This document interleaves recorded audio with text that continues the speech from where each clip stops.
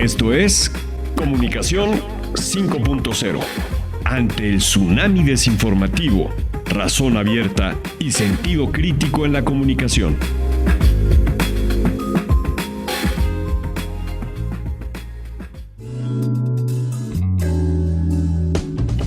Hoy en Comunicación 5.0 presentamos a Jorge Santa Cruz, un periodista mexicano con 43 años de trayectoria. Entre los hechos más importantes que ha analizado e informado se encuentran la caída del muro de Berlín, la desaparición de la Unión Soviética, la Primera y Segunda Guerra del Golfo Pérsico, los atentados del 11 de septiembre de 2001, la ejecución de Saddam Hussein, las primaveras árabes y las actuales guerras en Medio Oriente y en el este de Europa.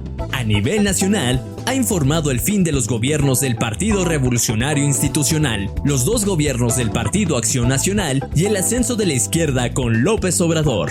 Tiene 25 años en el área académica en periodismo, de los cuales 19 han sido en la Universidad Anáhuac. Además, es consultor independiente en periodismo y comunicación. Es un gran honor contar con su presencia en Comunicación 5.0. Estamos en Radio Anáhuac 1670 AM en Comunicación 5.0 y como acabamos de escuchar en la introducción, con la visita de Jorge Santa Cruz. Muchísimas gracias por estar aquí, Jorge.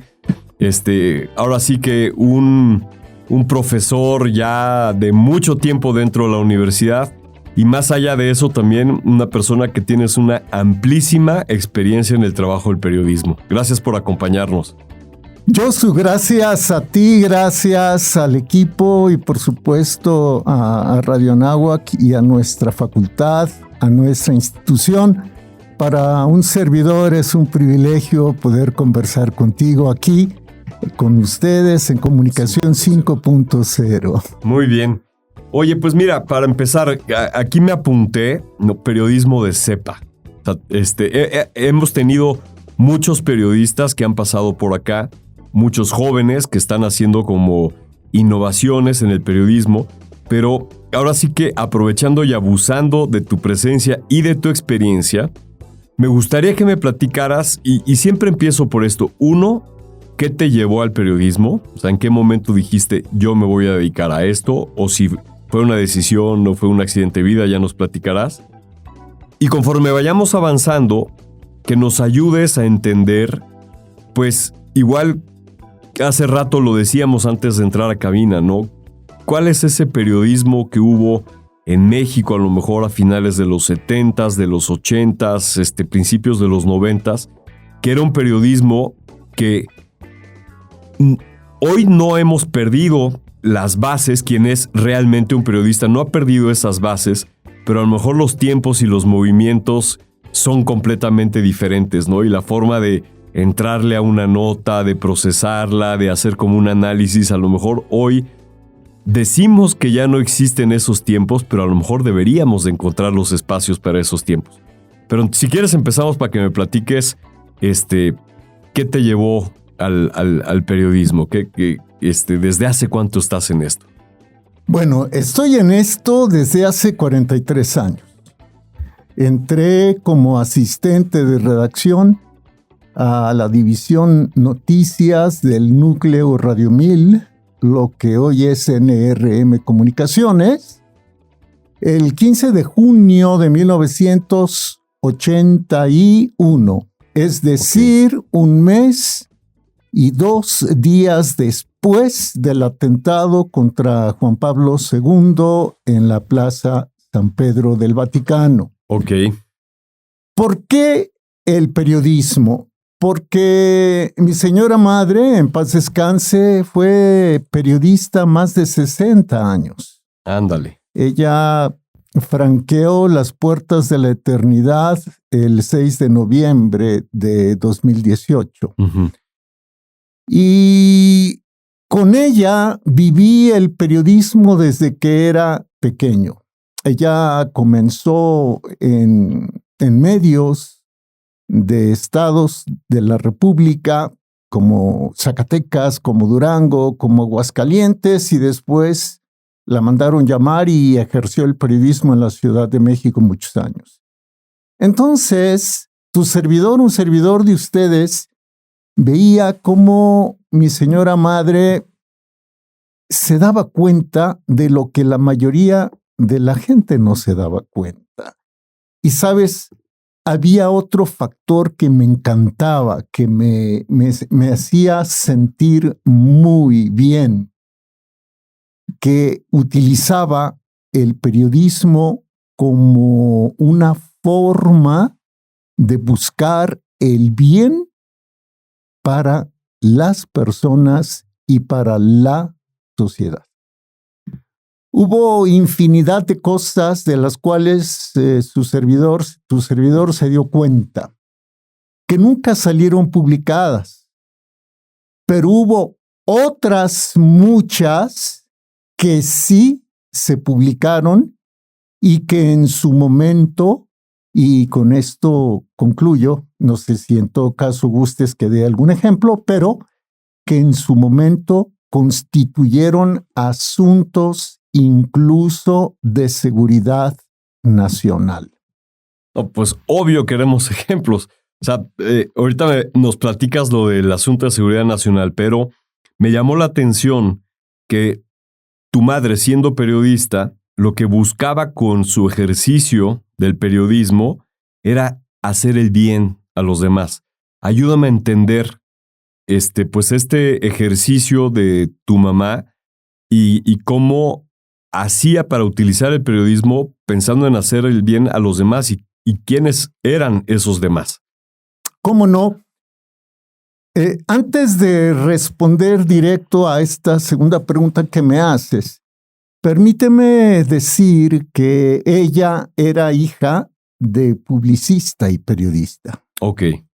Don Esteban Santa Cruz, quien fue el primero en hacer una guía álbum, una especie de revista o una especie de sección amarilla, que hoy ya la sección amarilla literalmente no existe, los tiempos han cambiado. Así es. Pero que le dio las bases para que ella también se diera cuenta de esta maravillosa profesión. Ahora, ¿quiénes son los otros? ¿Quién es la persona? Bueno, para ella, los otros no eran el infierno como para los existencialistas. Uh-huh. Los otros eran los semejantes con necesidades. Ok. Con necesidades de todo tipo, con necesidades de índole alimentaria, de salud, de educación, etc. Cuando tu servidor entró aquí a la Universidad de Anáhuac, que tuvo la oportunidad en enero de 2006, yo espero llegar a los 20 años. Sin duda. Ojalá. Me entero que en la universidad, uno de los ejes, si no es que el eje rector, es el de la persona. Uh-huh. Y entonces inmediatamente evoqué lo que me decía mi mamá y lo que decía mi mamá. Guadalupe Santa Cruz del Amor, en paz descanse. Te doy 3 rápidos ejemplos. 1. Un 15 de septiembre espero que la memoria no me falle, 1973. Espero que la memoria no me falle. Una tremenda inundación en Irapuato, Guanajuato. Uh-huh.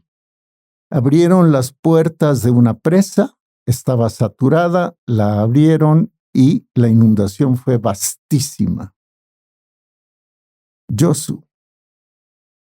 Comisionan a mi mamá, llega a las puertas de la presidencia municipal, busca al presidente municipal, les solicita la entrevista y los asistentes le dicen que no puede dar la entrevista porque estaba organizando la Noche Mexicana. Ándale. Se publica la información a 8 columnas en El Sol de México y sin faltar a la verdad, puedo decir que porque tuvimos el testimonio de alguien muy cercano que presenció que ocurrió lo siguiente. Llegó la esposa del presidente, María Esther Zuno de Echeverría, a quien se le apodaba la compañera por sus ideas políticas. Miento, no fue en 73, fue en 71, si no me equivoco. No, sí, perdón, 73. Llega y entra al despacho del presidente, de su esposo, y le dice: Luis, así cumplen tus instrucciones. Y le arroja el periódico al escritorio del presidente. Excuso decirte que de inmediato se movilizó todo el gobierno federal. No entraré en más detalles porque había gente muy poderosa involucrada en todo. Otro ejemplo totalmente distinto. Este involucró seguridad nacional. Llega mi mamá a cubrir algo en un hospital y lo que te voy a narrar no les va a sonar extraño. Había una señora en labor de parto con muchos dolores, tirada afuera del hospital, sobre la acera, sobre la banqueta. Mi mamá pregunta: ¿por qué? Es que no me quieren atender, no me quieren recibir. La periodista se olvidó de la nota, después la podía recuperar, claro. Subió al despacho del director, pidió hablar con él y le dijo: venga a ver lo que está sucediendo abajo. Y de inmediato atendieron a la mujer en labor de parto. Y otro ejemplo más. Para entonces, este ha de haber sido en los años 70 también, el segundo. El tercero que voy a narrar muy rápido, espero que estemos bien en tiempo. Perfecto. Tuvo que ver con que mi mamá manejaba radio de onda corta. Estoy hablando de los años 60. Ajá. La radio entonces era muy poderosa, muy potente, y la radio de onda corta, bueno, conectaba o intentaba conectar como ahora lo hace Internet. Así es, con otros países. Entabló contacto con un religioso, entiendo que franciscano, de San Luis Potosí, y el religioso le dijo: vienen avionetas, llegan de Cuba, suben a los indios, se los llevan a Cuba, los adiestran como guerrilleros, los regresan y comienzan a subvertir el orden. Mi mamá siguió la investigación y efectivamente así era. Entonces, son solamente 3 ejemplos de lo que ella hacía. No todo lo vi presencialmente, sí me lo platicó, y otras muchas cosas. Oye, qué interesante. O sea, ya me imagino tú siendo muy, muy joven, incluso niño, ver todo esto, pues se te hacía como que, pues así es la vida, ¿no? Y me imagino que después descubres que no, que hay una labor en donde tu mamá, pues están ejerciendo el periodismo, pero desde un lugar no como un oficio, sino como una forma de vida, por lo que entiendo, ¿no? Lo que contaste de esta mujer afuera del hospital, pues asumió su rol de periodista, pero desde este lado de un estilo de vida. Tú, entonces, entiendo que te viene el tema del periodismo, de familia, incluso también lo dijiste que desde tus propios abuelos. Mi abuelo Esteban Santa Cruz. ¿Y qué estudiaste? O sea, ¿dónde estudiaste y cómo fue esa etapa tuya? He de decir que en realidad yo me forjé sobre la marcha y después, por el acuerdo 286, después de muchos años de trayectoria, obtuve el título de licenciado en periodismo y la cédula profesional en un proceso que duró 1 año y medio en la Secretaría de Educación Pública. Ándale. O sea, existía, desconozco si existe ahora, pero en ese entonces, vía tu conocimiento y experiencia profesional, tú podías de cierta forma prestar evidencia y te lo validaban. Todavía existe. Todavía existe. Es el acuerdo 286.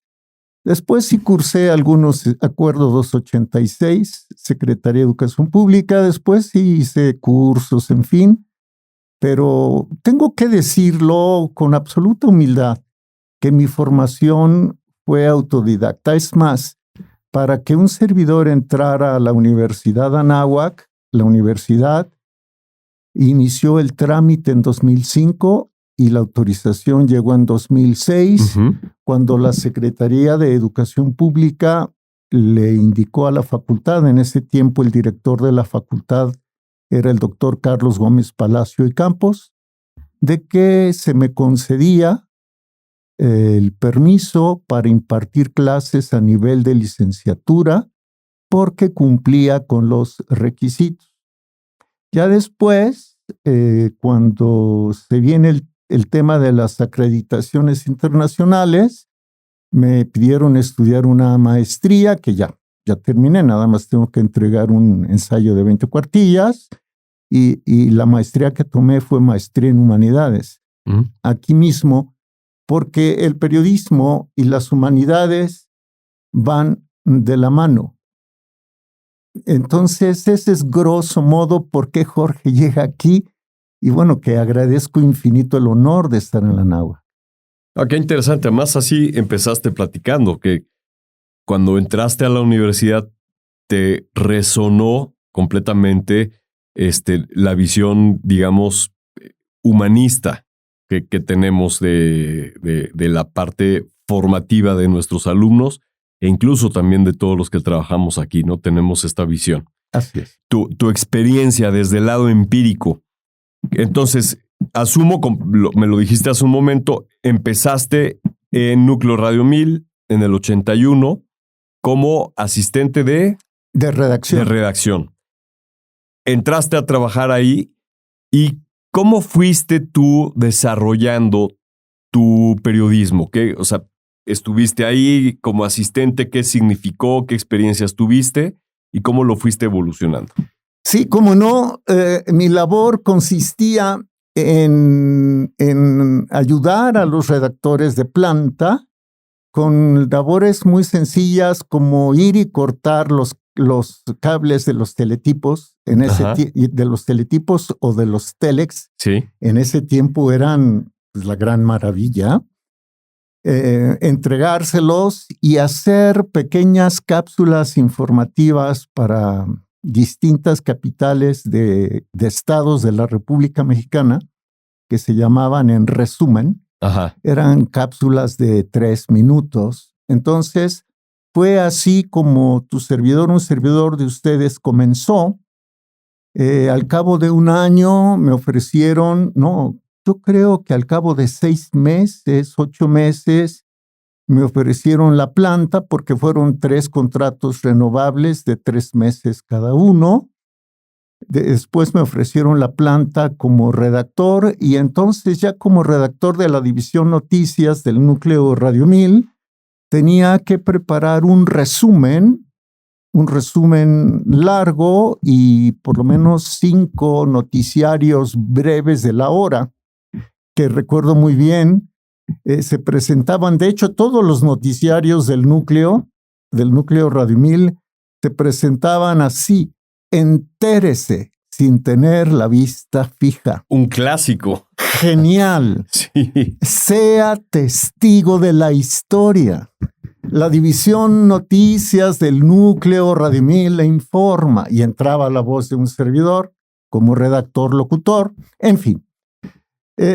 Como redactor estuve aproximadamente 2 años y después se abrió la oportunidad de saltar a ser reportero, a salir a la calle, a buscar la información.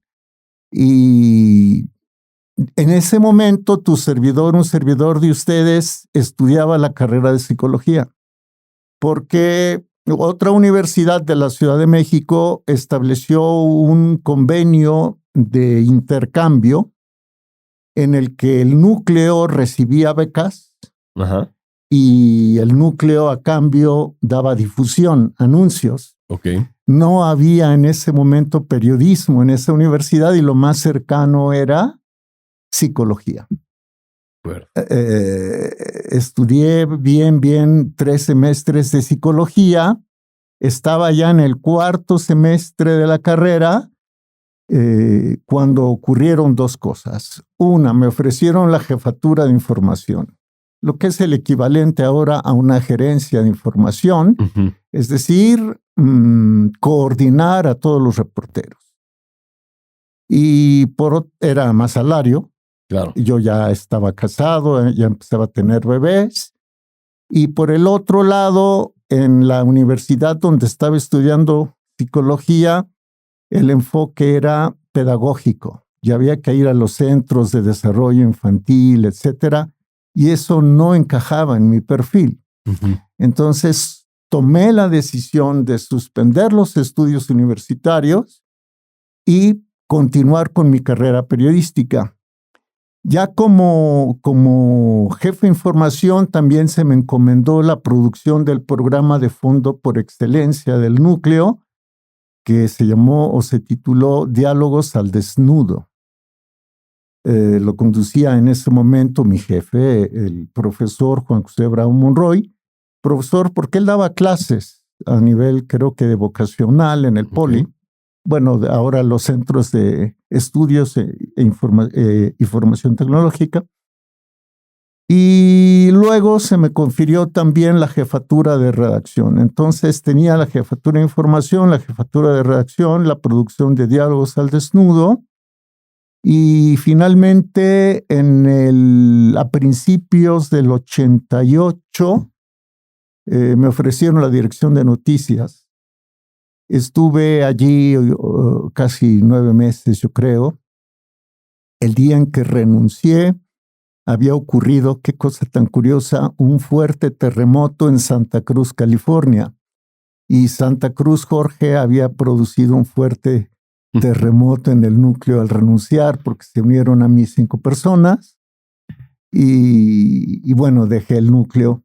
Esto fue en 1989, de ahí Radio Red y un órgano paragubernamental, el Consejo Consultivo de la Ciudad de México, hicieron un programa ciudadano que se llamó Contacto en la Red, me llamaron como director de información, luego salté a Grupo Fórmula como comentarista y luego desde 1994 a 2012 como conductor de noticias, jefe de información y después como conductor de noticias y director editorial.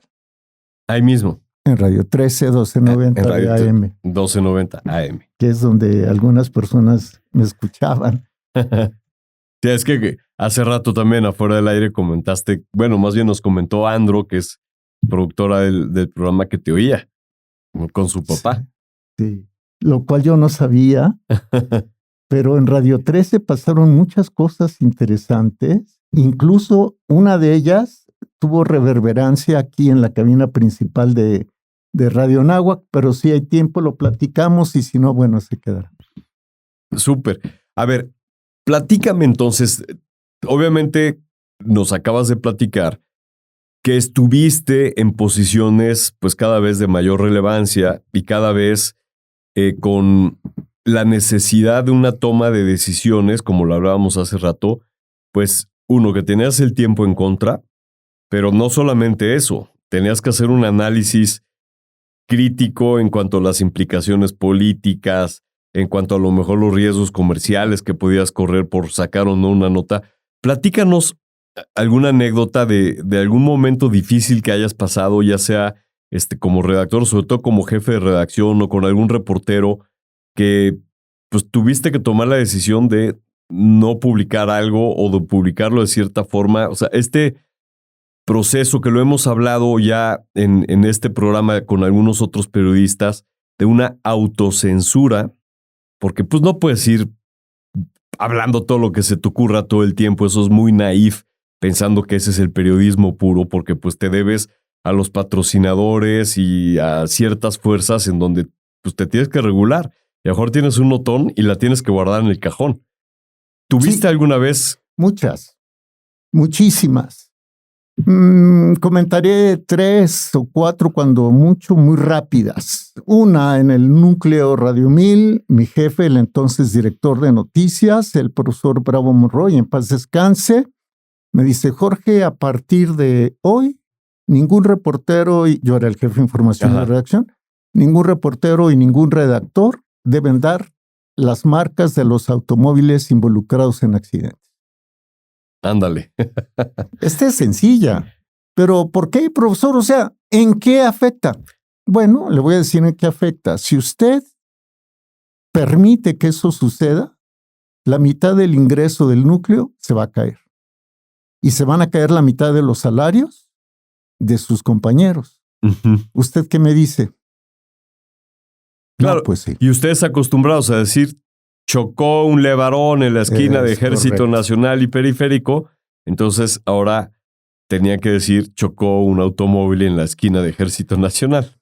Y la vida es tan caprichosa que después quien gestionó que el núcleo censurara esos datos fue mi director general en Radio 13, un hombre al que le aprendí también muchísimo y que todavía, gracias a Dios, vive. Luis Adame Mayora.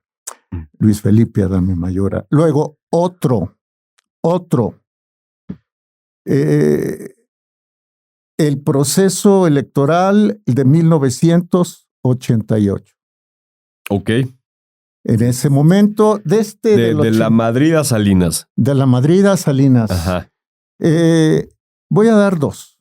Voy a dar 2 anécdotas. Las 2 me tocaron vivirlas.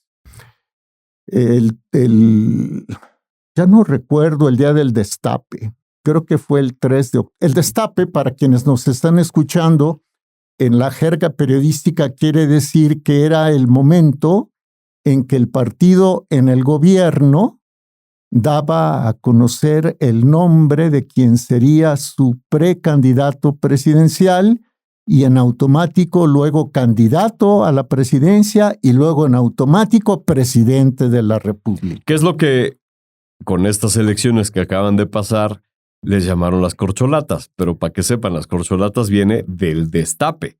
Claro, y el término tapados viene de cartones que comenzó a hacer, creo que en los años finales de los 50 o principios de los 60, un gran cartonista mexicano de nombre Abel Quesada. Sí. Ya él cruzó las puertas de la eternidad también hace muchos años. Y él inventó un personaje en el cual se veían los zapatitos y luego una sábana enorme que le llegaba casi hasta los tobillos y 2 agujeros para que se significaran los ojos, ¿no? Ese es un gran regalo que nos acabas de dar. El origen de los tapados y de las corcholatas es por las caricaturas de Abel Quesada. Abel Quesada, por supuesto. ¿Abel Quesada publicaba en Excelsior? Entiendo que sí. Sí, ¿verdad? Lo tendría que corroborar, pero entiendo que sí. Ahorita lo revisamos. Y tal vez en la revista Siempre. Ah, sí. Creo que va por ahí. Siempre creo que va por ahí. Bueno. Ok.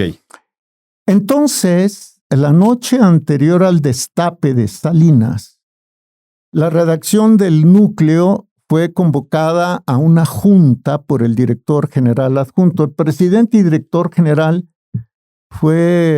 era un hombre todos ellos, radiodifusores visionarios. Era el licenciado Guillermo Salas Peiró. Y el segundo de a bordo, el director general adjunto, era el señor Carlos Flores Álvarez. Ambos llegaron a ser presidentes de la Cámara de la Industria de Radio y Televisión. Y también nuestro director jurídico, bueno, yo digo nuestro porque pues era mi casa, claro, ¿no? El licenciado Juan José Espejo Puente. Entre paréntesis, tuve hace algunos años, no muchos, a una alumna de apellido Espejo. Y por alguna razón, un servidor comentó algo de la radio Me dice, ¿usted conoció, profe, al licenciado Juan José Espejo Puente? Le digo, sí, claro, él fue mi jefe. Ujú. Bueno, pues fue mi abuelo. Ándale. ¿Ya murió? Ya murió. Y él siempre quiso que yo estudiara comunicación. Y tuve el privilegio, es que ser profesor es un privilegio, pero bueno, de ser su profesor. El caso es que tuvimos una reunión a las 2 de la madrugada y la indicación fue, el núcleo ganó el destape de López Portillo. El núcleo ganó el destape de la Madrid. De hecho, a mí ya me tocó ese destape como reportero. Ujú. El núcleo ganó el destape de Echeverría, pero el núcleo no quiere ganar el destape del que venga. Y tuvimos Ándale. una junta que fue muy interesante, pero creo que el tiempo ya empieza No, dale. Ahí te va. Entonces, ¿qué crees? ¿Qué creen ustedes? Que de repente un alto contacto del director de noticias, el profesor Bravo Monroy, llama y dice, va a haber unas declaraciones importantes de uno de los 6 distinguidos priistas, así se les llamaba las corcholatas entonces, Sí. estén pendientes. Y ese distinguido priista de Raigambre en el Estado de México, Alfredo del Mazo González, Ujú. padre de Alfredo del Mazo Maza, e hijo de Alfredo del Mazo, y no recuerdo el apellido, Ujú. dijo que él veía con toda certidumbre y que apoyaba que el entonces Procurador General de la República, hoy Fiscalía, Sergio García Ramírez, fuera el precandidato del PRI, o sea, el eventual presidente. ¿Pero qué creen? Que de repente también llega otra llamada del PRI y de Gobernación, porque PRI y Gobernación eran prácticamente lo mismo, y dijeron no, el pronunciamiento oficial lo hará el PRI a las 9 de la mañana, estén pendientes. También acabas de regalarnos un detalle que hoy no se conoce mucho en tu comentario previo, de que Núcleo había sido el medio elegido para dar a conocer públicamente quién era el destapado, ¿no? Así te lo entendí. Sí, pero no. A ver. Lo que pasa es que el medio, a través de un gran reportero, que luego fue el director, que fue mi jefe, Juan José Bravo Monroy, Ajá. logró la exclusiva investigando. Bueno, quizá no elegido, pero había sido el medio el que había ganado la primicia. Por el cual se dio a conocer el destape. Y luego... previos 4 presidentes antes del momento de que estamos hablando. Por lo menos 3. 3. De los cuales sí estoy seguro. Que eso en esa época era el cañonazo. Por supuesto. Y la radio llegaba al 99.9% de los hogares. Sí.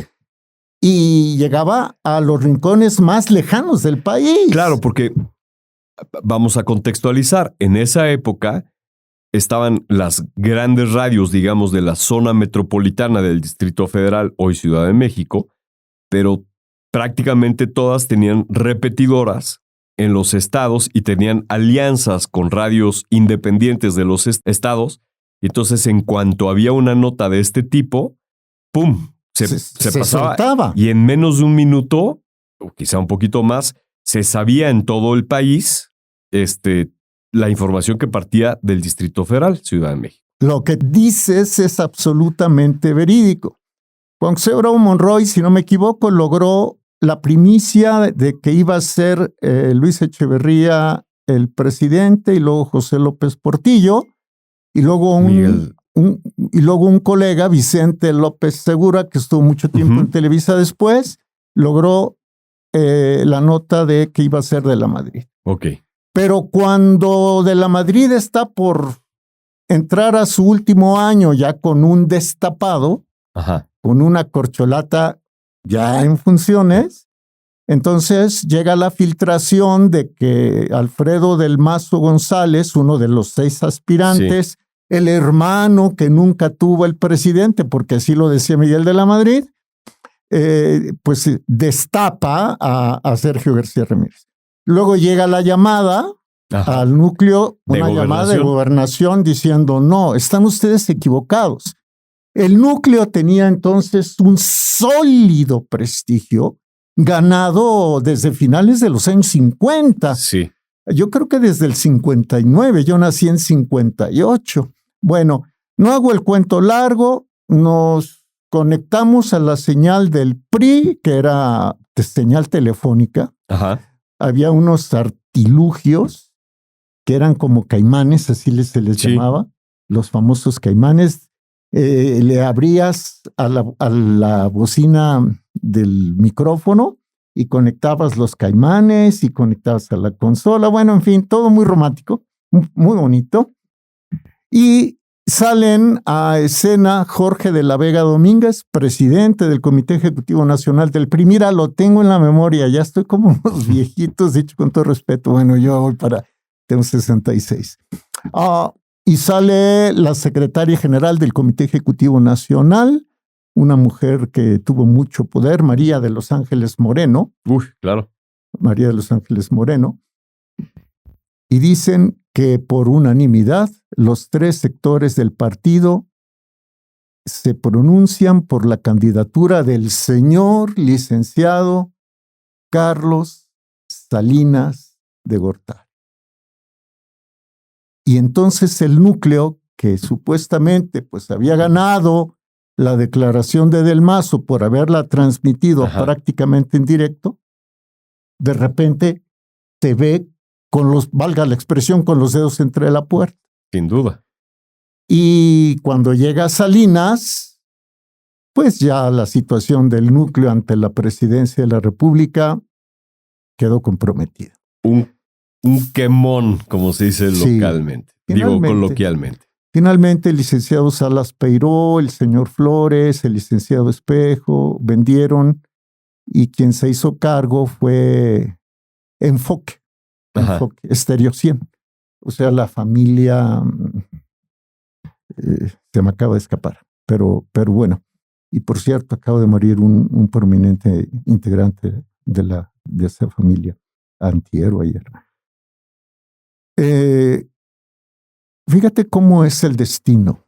Voy a comentar algo que no se ha dicho en público.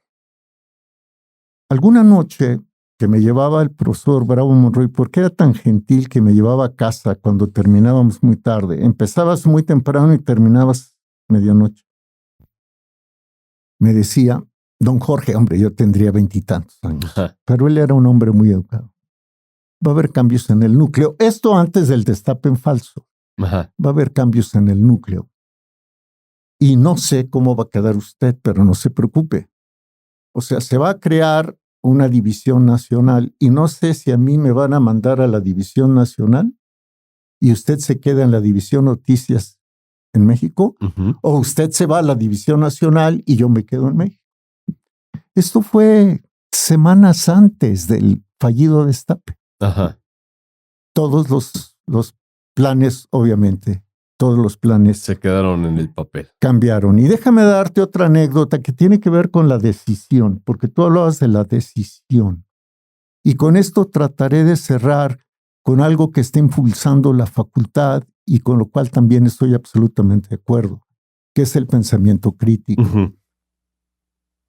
Una tarde-noche, 23 de marzo de 1994, un periodista transmite en Radio 13, 1290 AM, el periodista se llama Jorge Santa Cruz, y de repente entra su productora, Georgina Zavala, y le dice escuetamente,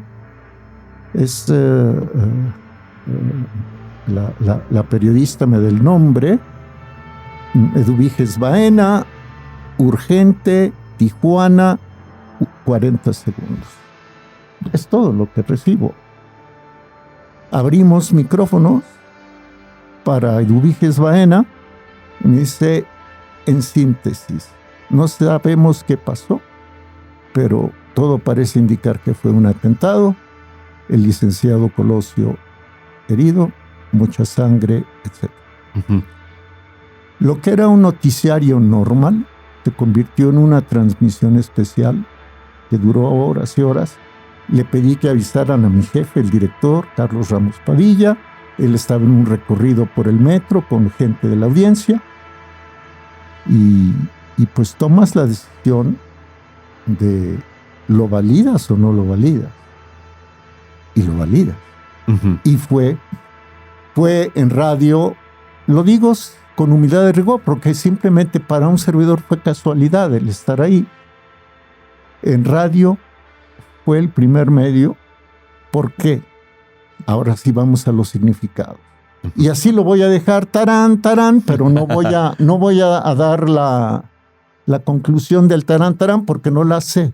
Uh-huh. Es una inferencia lógica.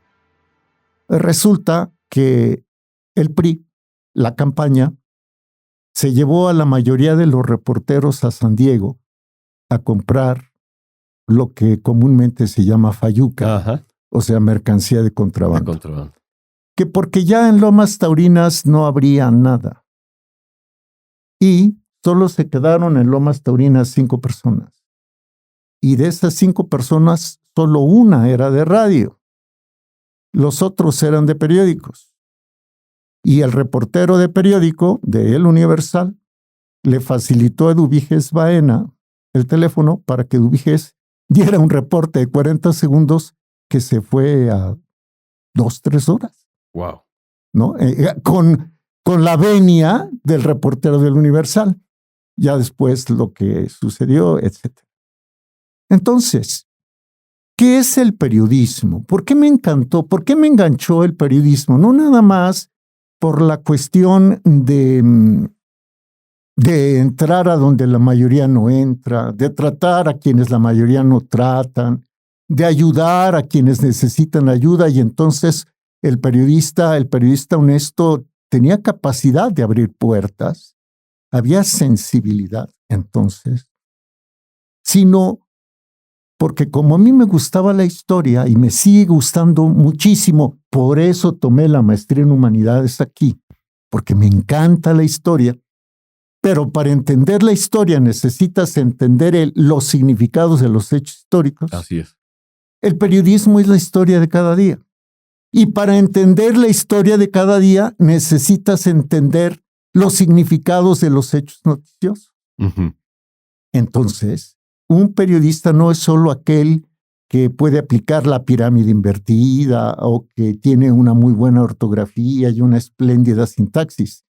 Si no captas, si no interpretas correctamente el significado de los hechos, tu periodismo va a ser mediocre, aunque técnicamente lo hagas a la perfección.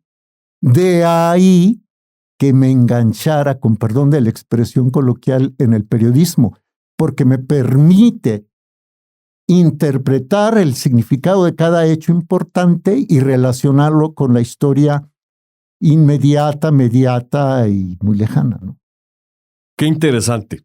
O sea, tu visión del periodismo desde una perspectiva, un poco citando a Barthes, Roland Barthes, de la mitología, ¿no? De toda esta estructura, o más bien de todo el estructuralismo de la semiótica y el significante y el significado, y evidentemente, pues cada quien significa, ¿no? Ese significante.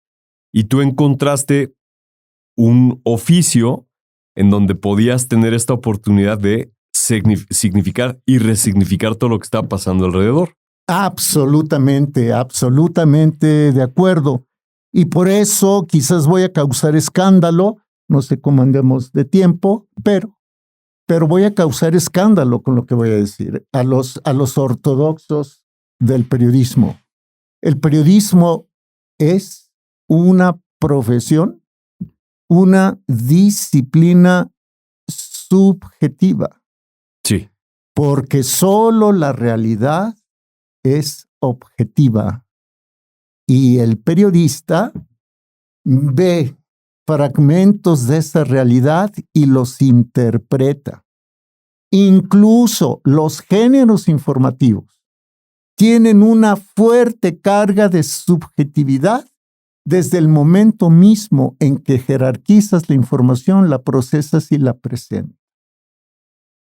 Y eso es absolutamente fascinante. No hay quien, le digo a mis alumnos, no hay quien no necesite del periodista. Desde el señor que muy modestamente y con toda sencillez limpia el calzado de las personas, hasta el mismísimo presidente de la República. Luis, ve lo que hacen con tus instrucciones. Claro.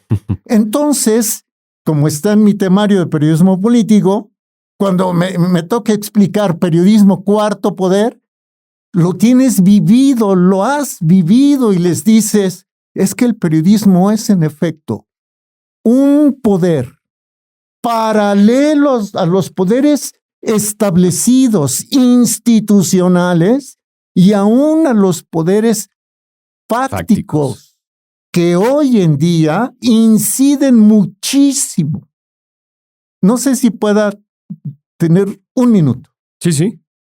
1948, 1949, una reportera aprendiz, bisoña, Guadalupe Santa Cruz de la Mora, El Sol de Durango, descubre malos manejos en el Instituto Juárez, creo que fue en el Instituto Juárez, la Universidad de Durango ahora, publica la nota. Y después se vienen presiones y amenazas. Y entonces a la periodista la manda a llamar su jefe de información, le dice, Lupita, aquí tiene, y le entrega una calibre 22. Ándale. Y la periodista responde, no me hace falta el licenciado fulano tal, sé el nombre, no me hace falta el licenciado fulano tal. Con mi libreta y mi pluma es más que suficiente. Entonces, ahora, con el teclado, la computadora o con tu teléfono, es más que suficiente. De acuerdísimo. No, y esto que comentaste hace un momentito, el periodismo es subjetividad. Me parece que es una zona muy noble para empezar a entender verdaderamente el sentido del periodismo. Porque de pronto se nos empiezan a platicar o se nos vende de que el periodismo tiene que ser objetivo y el periodismo tiene que decir la realidad como es. Pero se nos olvida que hay personas y los científicos lo tienen muy claro. El científico, cuando está experimentando, interviene y modifica lo que está experimentando. Hay una intervención. Exacto, hay una intervención y hay un cambio de la realidad.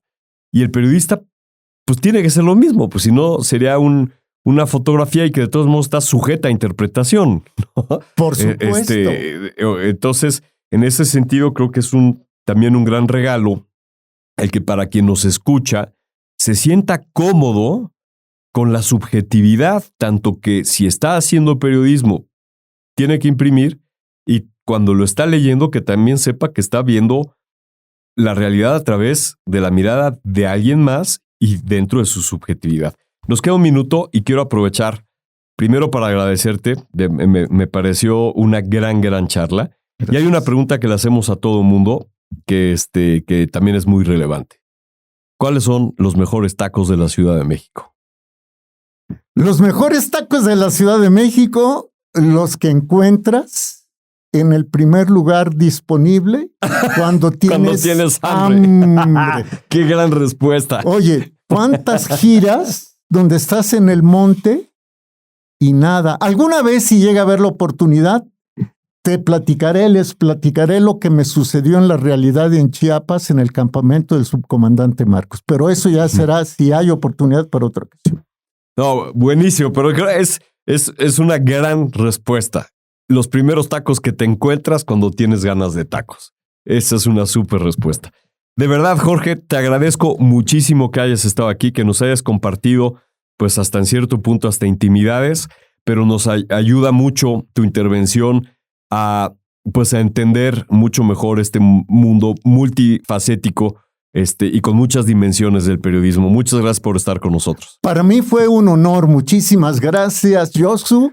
Gracias Andro. sí, a la doctora Andrómeda, y gracias al equipo, gracias a la audiencia, lo mejor. Esto es Comunicación 5.0, Radio Anáhuac 1670 AM. Chao, chao.